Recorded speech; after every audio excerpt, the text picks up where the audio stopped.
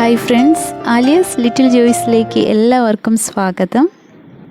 ഇന്നത്തെ നമ്മുടെ റെസിപ്പി നല്ല സൂപ്പർ ടേസ്റ്റി ആയിട്ടുള്ള ഹോട്ടൽ സ്റ്റൈൽ ടിഫിൻ സാമ്പാറാണ്. ഈ ടിഫിൻ സാമ്പാർ തയ്യാറാക്കാൻ വേണ്ടിയിട്ട് നമുക്ക് അധികം പച്ചക്കറികളൊന്നും ആവശ്യമില്ല. അപ്പോൾ നമുക്ക് റെസിപ്പിയിലേക്ക് കടക്കാം. ഇതിന് വേണ്ടിയിട്ട് ഞാൻ എടുത്തിട്ടുള്ളത് 150 ഗ്രാം സാമ്പാർ പരിപ്പാണ്. സാമ്പാർ പരിപ്പൊക്കെ നന്നായിട്ട് കഴുകി വൃത്തിയാക്കിയതിന് ശേഷം നമുക്കിതൊന്ന് പ്രഷർ കുക്ക് ചെയ്തെടുക്കണം.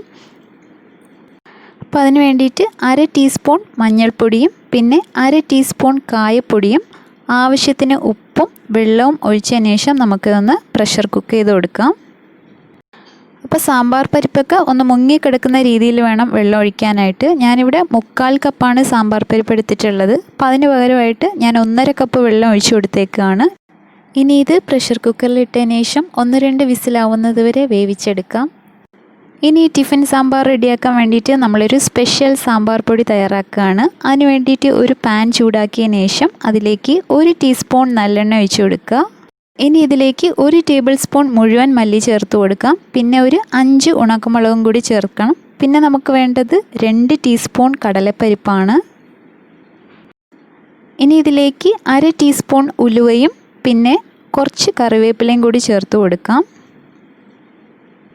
ഇനി ഇതെല്ലാം കൂടെ നന്നായിട്ടൊന്ന് വറുത്തെടുക്കണം. അതുപോലെ നമുക്കിതിൻ്റെ കൂടെ മുഴുവൻ ജീരകവും കൂടി ചേർക്കാനുണ്ട്. അപ്പം ഞാനിവിടെ ജീരകം പൊടിച്ചതാണ് ചേർക്കുന്നത്. അത് നമുക്ക് ലാസ്റ്റ് ചേർത്താൽ മതി. നിങ്ങൾ മുഴുവൻ ജീരകമാണ് ചേർക്കുന്നതെങ്കിൽ നേരത്തെ ചേർക്കണം. പരിപ്പൊക്കെ ഏകദേശം റോസ്റ്റായി വന്നതിന് ശേഷം നമുക്കിതിലേക്കൊരു 1/4 കപ്പ് തേങ്ങ ചിരകിയതും കൂടി ചേർത്ത് കൊടുക്കണം. ഇനി ഇത് നന്നായിട്ട് ലൈറ്റ് ഗോൾഡൻ ബ്രൗൺ നിറാവുന്നത് വരെ മീഡിയം ഫ്ലെയിമിലിട്ട് ഒന്ന് റോസ്റ്റ് ചെയ്തെടുക്കാം. ഇനി നമുക്കിതിലേക്ക് 1/2 ടീസ്പൂൺ ജീരകം പൊടിച്ചത് ചേർത്ത് കൊടുക്കാം. ഇതും കൂടി ചേർത്ത് ഒന്ന് റോസ്റ്റ് ആയതിനു ശേഷം നമുക്ക് സ്റ്റൗ ഓഫ് ചെയ്ത് കൊടുക്കാം. ഇനി ഇത് നന്നായിട്ട് തണുത്തതിന് ശേഷം മിക്സിയുടെ ജാറിലിട്ട് ഇതുപോലെ പൊടിച്ച് വെക്കണം. നമ്മുടെ സാമ്പാർ പരിപ്പ് നന്നായിട്ട് വെന്തിട്ടുണ്ട്. ഇതൊരു തടിത്തവി ഉപയോഗിച്ചിട്ടോ മാഷർ ഉപയോഗിച്ചിട്ടോ നന്നായിട്ട് ഉടച്ച് മാറ്റി വെക്കാം. സാമ്പാർ തയ്യാറാക്കുന്നതിന് വേണ്ടിയിട്ട് നമ്മൾ 3 ടീസ്പൂൺ നല്ലെണ്ണ ഒഴിച്ച് ചൂടാക്കുക. ചൂടായതിനു ശേഷം 1/2 ടീസ്പൂൺ കടുകും 1/4 ടീസ്പൂൺ ഉലുവയും പിന്നെ ഒരു 5 ഉണക്കമുളകും കൂടി ചേർത്ത് കൊടുക്കുക. 1/4 ടീസ്പൂൺ ജീരകം പൊടിച്ചത് കൂടി ചേർത്ത് കൊടുക്കാം. ഇനി നന്നായിട്ട് പൊട്ടിയതിന് ശേഷം നമുക്കിതിലേക്ക് ഉള്ളി ചേർത്ത് കൊടുക്കാം. ഞാനിപ്പോൾ ചെറിയ ഉള്ളി ഒരു 15 എണ്ണമാണ് ചേർത്ത് കൊടുത്തേക്കുന്നത്. ഇനി നമുക്കിതിലേക്ക് 3-4 പച്ചമുളക് ചെറുതായിട്ട് അരിഞ്ഞതും 2 തണ്ട് കറിവേപ്പിലയും കൂടി ചേർത്ത് കൊടുക്കാം. ഇനി ഉള്ളിയൊക്കെ ചെറുതായിട്ടൊന്ന് വാടിയതിന് ശേഷം നമുക്കിതിലേക്ക് അരിഞ്ഞു വെച്ചിരിക്കുന്ന തക്കാളി ചേർത്ത് കൊടുക്കാം. അപ്പോൾ ഞാനിവിടെ 3 തക്കാളി ഇതുപോലെ ക്യൂബ്സ് ആക്കിയിട്ടാണ് ചേർത്ത് കൊടുത്തേക്കുന്നത്. വലിയ കഷ്ണങ്ങളായിട്ട് തന്നെ ചേർക്കാം. തക്കാളി ചേർത്തതിന് ശേഷം നമുക്കിതിലേക്ക് ആവശ്യത്തിനുള്ള ഉപ്പ് ചേർത്ത് കൊടുക്കാം. പിന്നെ നമുക്കിതിലേക്ക് ഒരു 1/2 ടീസ്പൂൺ മഞ്ഞൾപ്പൊടിയും കൂടി ചേർത്ത് കൊടുക്കാം. നമ്മൾ തുവരപ്പരിപ്പ് വേവിച്ചപ്പോൾ ഉപ്പും മഞ്ഞൾപ്പൊടിയും ചേർത്ത് കൊടുത്തതാണ്. അപ്പോൾ അതനുസരിച്ചിട്ട് വേണം അഡ്ജസ്റ്റ് ചെയ്ത് ചേർക്കാനായിട്ട്. ഇനി ഇതെല്ലാം കൂടി നന്നായിട്ടൊന്ന് മിക്സ് ചെയ്തതിന് ശേഷം ഇത് കുറച്ച് നേരത്തേക്ക് ഒന്ന് സോട്ട് ചെയ്യാം.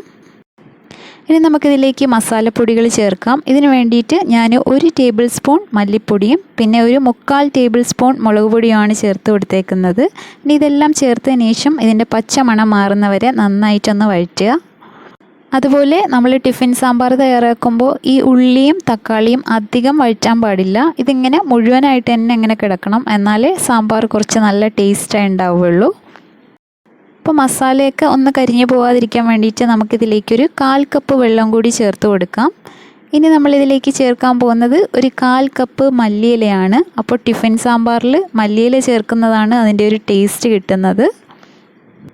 ഇനി നമ്മളിതിലേക്ക് ചേർക്കാൻ പോകുന്നത് പിഴിഞ്ഞ് വെച്ചിരിക്കുന്ന പുളിവെള്ളമാണ്. ഒരു 1/4 കപ്പ് കട്ടിയുള്ള പുളിവെള്ളമാണ് ഞാൻ ചേർത്ത് കൊടുക്കുന്നത്. ഒരു നെല്ലിക്ക വലുപ്പത്തിലുള്ള പുളിയാണ് നമുക്കിതിലേക്ക് ആവശ്യമായിട്ട് വരുന്നത്.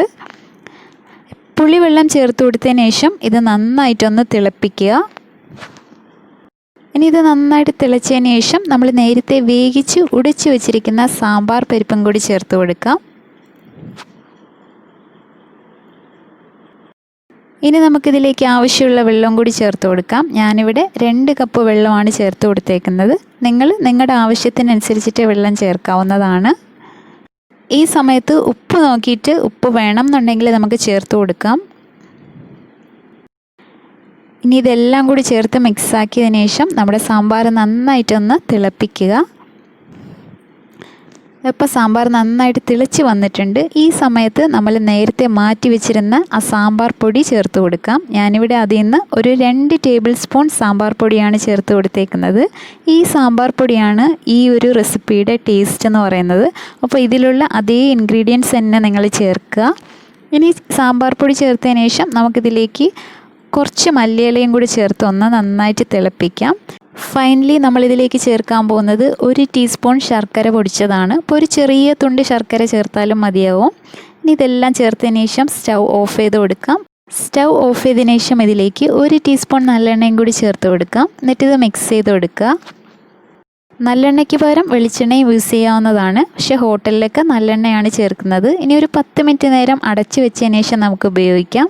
തണുത്ത് കഴിയുമ്പോൾ ഈ സാമ്പാർ ഒന്നുകൂടി കുറുകിയിട്ടുണ്ടാവും. അപ്പോൾ നമ്മുടെ hotel style tiffin sambar ready ആയിട്ടുണ്ട്. നല്ല സൂപ്പർ ടേസ്റ്റി ആയിട്ടുള്ളൊരു സാമ്പാർ റെസിപ്പിയാണ്.